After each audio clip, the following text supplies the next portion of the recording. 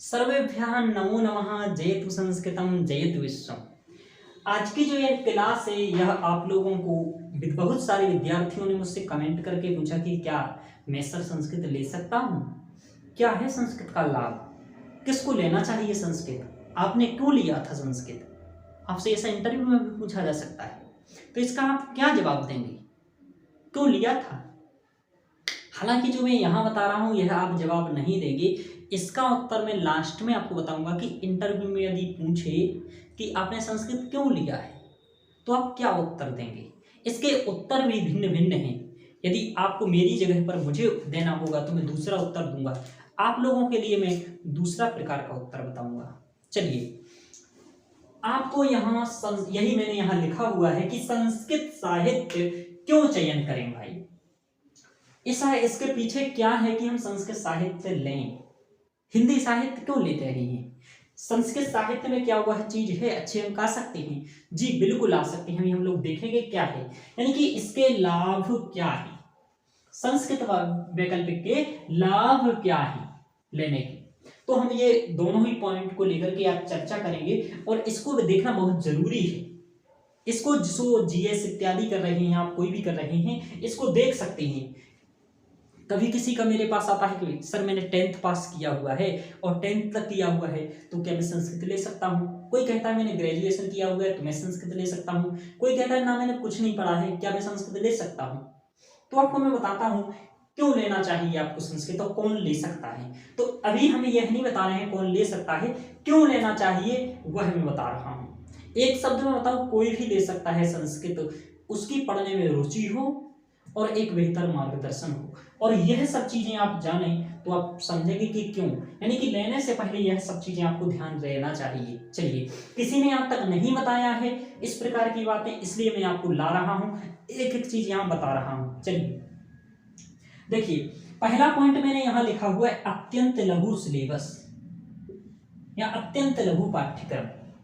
आप लोगों ने अन्य वैकल्पिक के यदि आप पाठ्यक्रम देखें और संस्कृत साहित्य का देखें तो अपेक्षा अन्य पेपरों की, जैसे कि पॉलिटिकल साइंस देखें, भूगोल देखें, यह सब जो विषय हैं इसमें पढ़ना जाना पड़ता है और निश्चित नहीं रहता है कि कहां से प्रश्न आएगा, कैसा प्रश्न आएगा।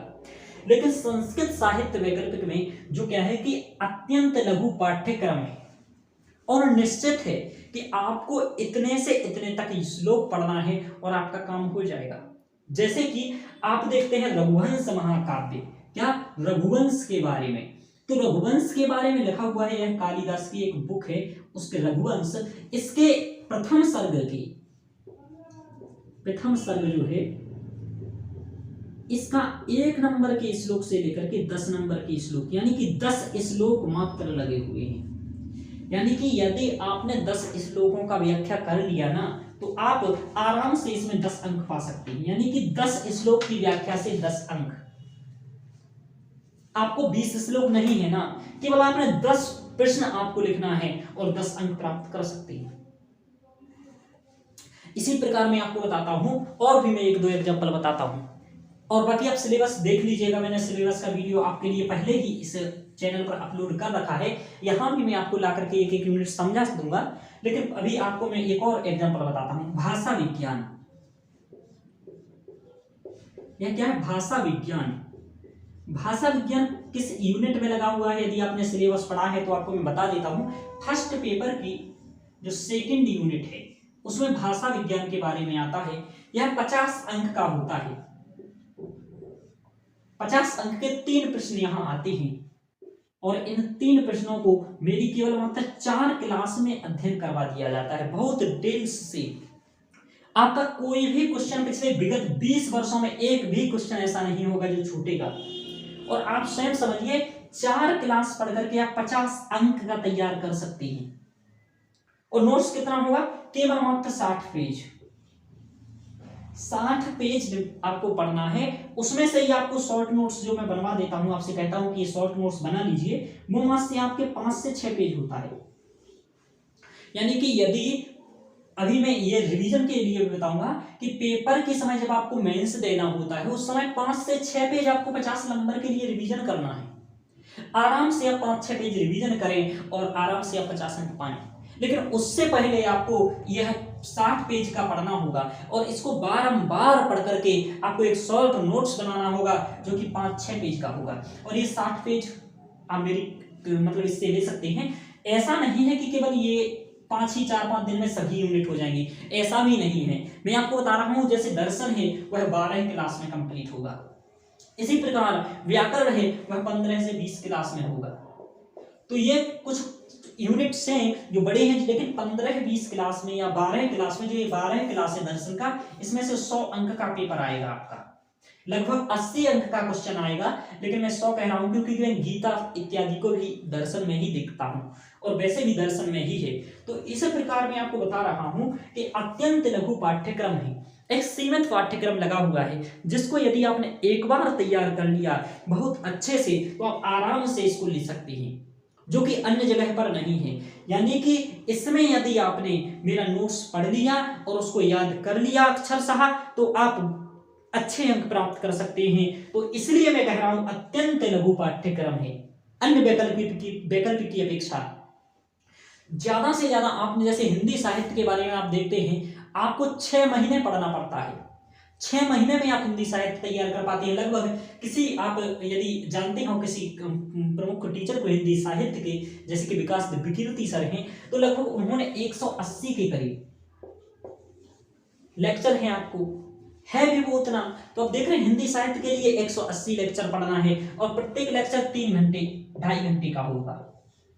संस्कृत साहित्य में आपको 3 घंटे के मात्र 80 लेक्चर पढ़ने हैं, यानी कि 100 लेक्चर नहीं पढ़ना है। अब देख पा रहे हैं सीधे कितना फायदा है, इसलिए मैं कह रहा हूं कि यह आप ले सकते हैं। तो पहला आपको मालूम चला होगा कि क्यों आपको लेना है, क्योंकि इसका अत्यंत लघु पाठ्यक्रम है। इसी प्रकार श्रीमद् भगवत गीता है, अर्थशास्त्र है, तो इन सभी के जो मैंने बताया है, इसी कारण यह आपको लेना है। चलिए इसके हम लोग आगे वाले पॉइंट और भी समझेंगे कि क्यों आपको लेना है। आप लोग इस लेक्चर को ध्यान से देखते रहिए, यह आप क्लियर हो जाएगा डाउट आपको क्यों लेना है। और जो ले चुके हैं वो आराम से इसको समझ करके वह या तो सेल्फ कर सकते हैं, जो मैं बता रहा हूं आपको, मैंने अभी बताया, वो लेक्चर अपलोड कर रहा हूं, यह भी मैं आपको बता रहा हूं कि यह भी क्यों। चलिए दूसरा यहां ये सर्वाधिक अंकदायी विषय है। सर्वाधिक अंकदायी विषय कैसी है आपको बताते हैं, आप समझिए सर्वाधिक अंकदायी विषय क्यों है। देखिए आप लोगों ने एक कई बार क्वेश्चन आया है कर्मयोग के बारे में, गीता का कर्मयोग।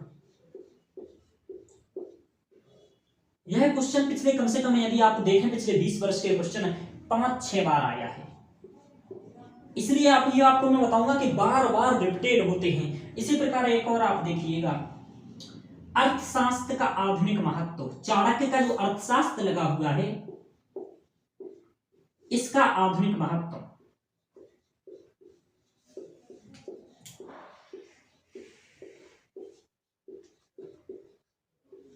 तो अर्थशास्त्र आधुनिक महत्व, तो ये भी 5-6 बार आया है।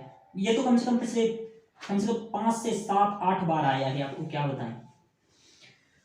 तो आप क्या देख रहे हो यहाँ, एक तो रिपीटेशन देख रहे हो, जो मैं अभी आपको बताऊंगा कि रिपीटेड होता है बार बार, यानी कि आगे वाला लिखा है कि बार बार विगत वर्षों के प्रश्न रिपीटेड हो रहे हैं, इसलिए आपको लेना चाहिए। क्योंकि लगभग 50% क्वेश्चन, लगभग 50% क्वेश्चन, कोई लोग 80% भी कहते हैं, मैंने भी कई बार 80% कहा है, लेकिन फिर भी मैं आपको यहाँ कह रहा हूं केवल आप 50% भी क्वेश्चन मानिए, विगत वर्षों के 50% क्वेश्चन यहाँ रिपीटेड होते हैं।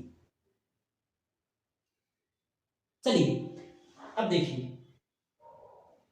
मैंने यहां आपको क्या दिखा रहा था, सर्वाधिक अंकदायी विषय, उसके बारे में अभी भी बता रहा हूं आपको। देखिए यहां अब ये कर्मयोग का क्वेश्चन बार बार आया, अर्थशास्त्र का आधुनिक महत्व आया। यदि आपने एक बार इस पर अच्छे से नोट्स बना लिया होता, बेहतरीन नोट्स इस पर यदि बना लिए होते, तो आपका यहाँ अच्छे अंक आ सकते थे। कैसे, जैसे कि आप इसको एक बार प्रैक्टिस करिए, 5-6 बार आया है, आगे भी आने की संभावना है। इसी प्रकार गीता के कुछ यूनिट्स रहते हैं, ऐसे अर्थशास्त्र में भी कुछ यूनिट्स रहते हैं जो कि मेरे द्वारा बनाए हुए हैं सिलेबस, जो कि यूपीएससी ने स्पष्ट नहीं किया है, लेकिन हम लोग समझ पाते हैं एक अनुभव के बाद कि क्या क्या टॉपिक्स महत्वपूर्ण है और क्या क्वेश्चन आएंगे। यदि इस पर आप ये क्वेश्चन आपका 20 अंक का आता है, यदि आप बेहतर अच्छा क्वेश्चन लिखते हैं और मेरे से एक दो बार चेक करवा लेते हैं, जो महत्वपूर्ण मैं आंसर राइटिंग के लिए देता हूं, लगभग मैं प्रतिदिन क्लास में 2 क्वेश्चनों के बारे में कहता हूं, आप चेक करवा सकते हैं। 2 क्वेश्चन प्रतिदिन लिखिए और चेक करवा सकते हैं। लेकिन विद्यार्थी नहीं करवाते हैं ज्यादा उन तक चेक, तो आप लोग यदि करवाएं तो आपकी ये सुविधा है। मैंने देखा है कि अधिकतर नहीं करवाते हैं, कुछ ही विद्यार्थी करवाते हैं सक्रिय रूप से। तो यदि आप 20 यानी कि 1-2 बार लिख करके मेरे पढ़ाने के बाद करवा लें तो इसमें से आप 15 से 15 अंक ला सकते हैं। अभी नंबर इतना कम क्यों आ रहा है? क्योंकि जो ये उत्तर लिखा हुआ है वो पिछले 20 वर्ष से वही घिसा पिटा कंटेंट चल रहा है। तो 20 में से मुश्किल से 8 या 9 आता है, 10 भी आ जाएगा। ये स्थिति है। इतना कम इसलिए आ रहा है क्योंकि एक क्वेश्चन को बार बार वही नोट से अपडेट किया नहीं है, एग्जाम्पल्स चेंज किए नहीं हुए हैं, इसलिए अन्य कोचिंग्स के नंबर नहीं आ पा रहे हैं। वास्तव में यदि आप करेंगे तो अच्छे से इस पर आ पाएंगे आपके नंबर। चलिए, तो इसलिए मैं बता रहा हूं कि अंकदायी विषय क्यों है, क्योंकि आप अच्छे से यदि एक बार नोट्स लें, आपको नोट्स मिल जाए, यदि एक बार आपका नोट्स बन जाता है तो बेहतर अंक पा सकते हैं। इसलिए मैंने बताया है कि यह अंकदायी विषय है। इसी प्रकार अर्थशास्त्र का एक आधुनिक महत्व पूछा है, इसका बेहतरीन महत्व का यदि एक बना ले मेरे से पढ़ाने के बाद, इस पर मेरा लगभग 50 या 55 पेज का 55 पेज का, जहां तक मुझे याद आ रहा, 55 पेज का नोट्स है अर्थशास्त्र के ऊपर। इसमें से शॉर्ट में केवल 5 पेज निकल के आता है, जो कि मैंने निष्कर्ष स्वरूप दे रखा है वहां। तो जो 5 से 10 पेज का जो ये नोट्स है, इसको आप रिवीजन करिए। पहले यह पढ़िए और इसके बाद 5-6 पेज पढ़िए। इसको रिवीजन करके आप अर्थशास्त्र के महत्व का इस प्रकार का उत्तर लिख पाएंगे जो कि अभी तक कोई नहीं लिखा है। अच्छा आप लिख पाएंगे और अंक भी अच्छे पा पाएंगे, क्योंकि यहां अंक तभी आएंगे जब आप बेहतर लिखेंगे। चलिए,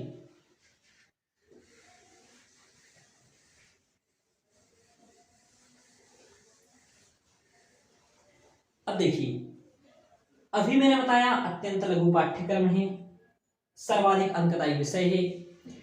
यह भी मैंने बताया कि बार बार विगत वर्षों के प्रश्न रिपीटेड हो रहे हैं। कैसे रिपीटेड हो रहे हैं मैंने अभी बताया है कि ये अर्थशास्त्र का महत्व 5-7 बार आ चुका है, ब्रह्म का स्वरूप कई बार आ चुका है। इसी प्रकार लगभग आपको कई उदाहरण दिखा करके मैं एक दिन आपको बताऊंगा कि कैसे रिपीटेड होते हैं।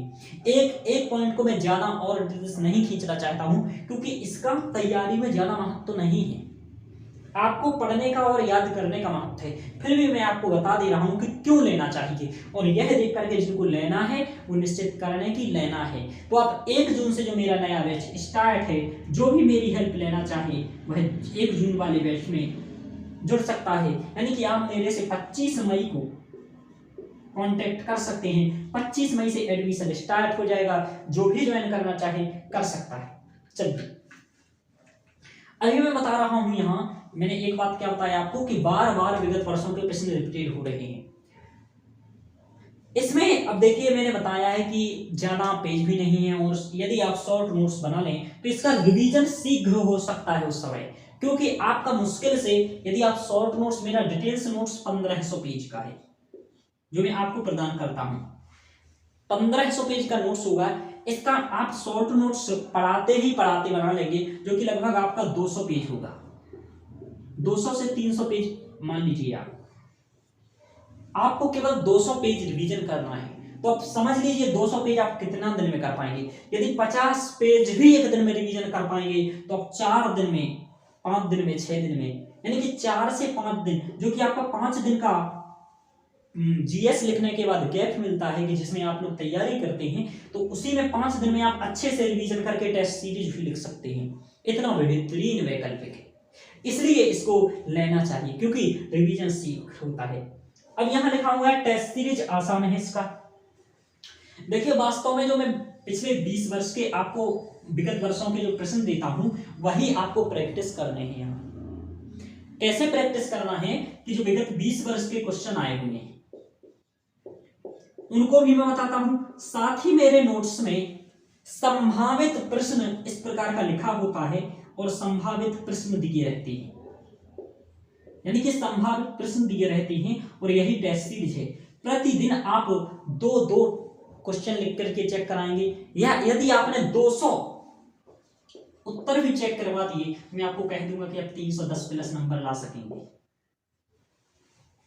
लेकिन आपको मेरे से पढ़ने के उपरांत 200 क्वेश्चन चेक कराने होंगे।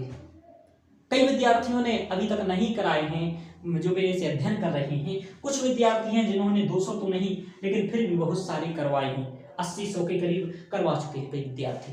तो इसी प्रकार जो करवाएगा इतना वो अच्छे अंक पाएगा। यानी कि टेस्ट सीरीज आपको यहाँ, बाकी मैं क्या करता हूँ, एक एक यूनिट का आपका यहाँ टेस्ट करवाते रहता हूँ बीच बीच में, जो कि 50 अंक का होता है और उसमें 3 मतलब 1 यूनिट के रहते हैं। लास्ट में मैं जो आपके पिछले विगत वर्षों के क्वेश्चन आए हुए हैं उन्हीं को लेकर के मैं यहाँ करवाता हूँ। क्यों? और दूसरा यह कि जो संभावित प्रश्न हैं उन्हीं को लेकर के टेस्ट सीरीज आपको बता देता हूँ, वह आपको कराना होती है।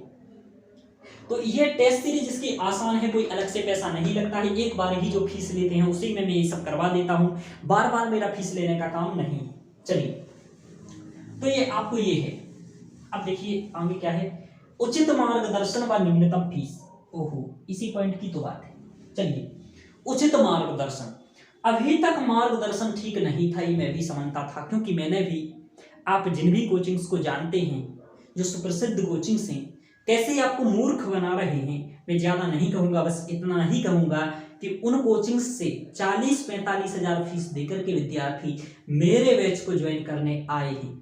और जिनको यह जानना है कि कौन आए हैं, तो सब प्रमाण आपको मैं ज्वाइन करने के बाद बताऊँगा।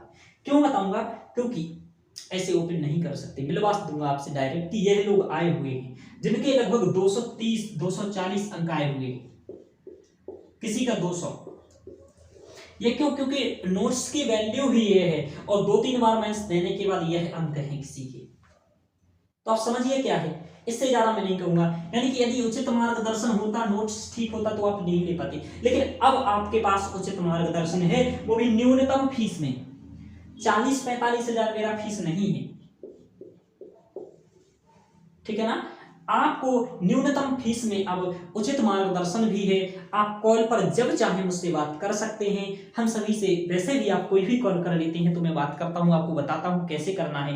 तो ये सब चीजों को देख करके आप अच्छे से कर सकते हैं। मैंने यहाँ बता दिया, अत्यंत लघु पाठ्यक्रम, सर्वाधिक अंकदायी विषय, बार-बार विगत वर्षों के प्रश्न आ रहे हैं, रिवीजन करना आसान है, टेस्ट सीरीज आसानी से मैं करवा ही देता हूं और उचित मार्गदर्शन अब आपके पास है।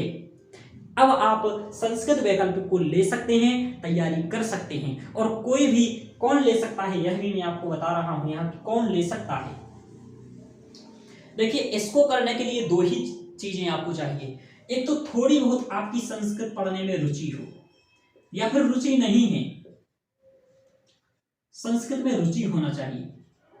संस्कृत में रुचि यानी कि थोड़ी बहुत आपकी रुचि हो संस्कृत में, कि ठीक है संस्कृत पढ़ना है, मुझे जानना है कि वेद क्या होते हैं, उपनिषद क्या होते हैं, या फिर पाणिनि, पतंजलि, कात्यायन क्या थे, या फिर कैसे कालिदास शेक्सपियर कहा जाता है, या क्या मैकियावेली, क्या चाणक्य, क्या, यह सब आपको यदि जानना है, यदि संस्कृत में आपकी रुचि है, तब आप इसको थोड़ा ले सकते हैं। दूसरा, आप जो याद करने वाले अच्छे हैं, यानी कि याद करने की बेहतर क्षमता है आप में, याद करना आपको आना चाहिए, क्योंकि इसमें याद आपको करना पड़ेगा। अन्य वैकल्पिक में भी याद करना पड़ता है, मूर्ख बनाया जाता है कि याद नहीं करना पड़ता है, यहां भी याद आपको करना होगा। दूसरा, आप एकदम अनुशासित हैं, यानी कि आपकी श्रद्धा होनी चाहिए। मैंने रुचि वाला क्यों बताया? क्योंकि श्रद्धावान लभते ज्ञानम, श्रद्धा वाला व्यक्ति ही ज्ञान प्राप्त कर सकता है, तो पहले श्रद्धा होनी चाहिए। दूसरा, याद करना आपको आए। तीसरा, आप जो भी मेरे से पढ़ रहे हैं उसको, जो भी मैं वर्क दे रहा हूं उसको करना जानते हो। इतना यदि आप करना जानते हो तो कर सकते हैं। इसमें मात्र केवल जो संस्कृत नहीं जानते हैं उनके लिए 150 अंक का ही केवल संस्कृत में लिखना है, बाकी आप 350 हिंदी या इंग्लिश में भी लिख सकते हैं। तो 150 का ऐसा है कि इसका मात्र 200 पेज का नोट्स है, और इस 200 पेज के नोट्स को आप 150 अंक का बेहतरीन तैयार कर सकते हैं। तो इसलिए यह आसान है, कोई दिक्कत नहीं है आपको इसमें। अब उचित मार्गदर्शन भी है, फीस भी अत्यंत न्यून रखी हुई है मैंने, जो कि अन्य कोचिंगों की अपेक्षा, तो आप आराम से इसको कर सकते हैं। आज मैंने इसलिए बताया क्योंकि बहुत लोग पूछ रहे थे कि मैं कैसे कराऊं। आप 10th पास तक भी यदि संस्कृत पढ़े हैं, 8th तक भी संस्कृत पढ़े हैं, और यदि आपकी रुचि है, श्रद्धा है और आप याद करना चाहते हैं, तो आपको सरल पड़ेगा, कोई दिक्कत नहीं है, आप ले सकते हैं, अच्छे से याद कर सकते हैं। मेरा गाइडेंस आपको इंटरव्यू के लिए ही मैं तुरंत तैयारी करवाते जाता हूं, साथ में ही टेस्ट सीरीज भी आपको करवाते जाता हूं, और हमेशा आपके साथ उपलब्ध रहता हूं, यानी कि कॉल इत्यादि आप कभी भी करके मेरे से बात कर सकते हैं। चलिए, तो आज मैं इतना ही रहने देता हूं, और इसके बाद हम लोग और भी आप कमेंट सेशन में बताइएगा क्या आप लोगों को चाहना चाहिए, यानी कि क्या आप लोग क्वेश्चन है आपका पूछ सकते हैं, मैं बता सकता हूँ, वीडियो बना सकता हूँ। ऐसे ही संस्कृत में चुनौतियां क्या हैं, चुनौतियां ये इसी से आप जान सकते हैं कि अभी तक क्या नहीं था इसमें, कि मार्गदर्शन ठीक नहीं था, फीस भी ज्यादा थी, और नोट्स किसी का अच्छा नहीं था। अब तीनों चीजें आपके पास उपलब्ध है, चाहे तो ले सकते हैं, और 1 जून वाला मेरा बैच स्टार्ट जो होगा उसको ज्वाइन कर सकते हैं। चलिए, आज इतना ही रखेंगे। जयतु संस्कृतम जयतु विश्वम।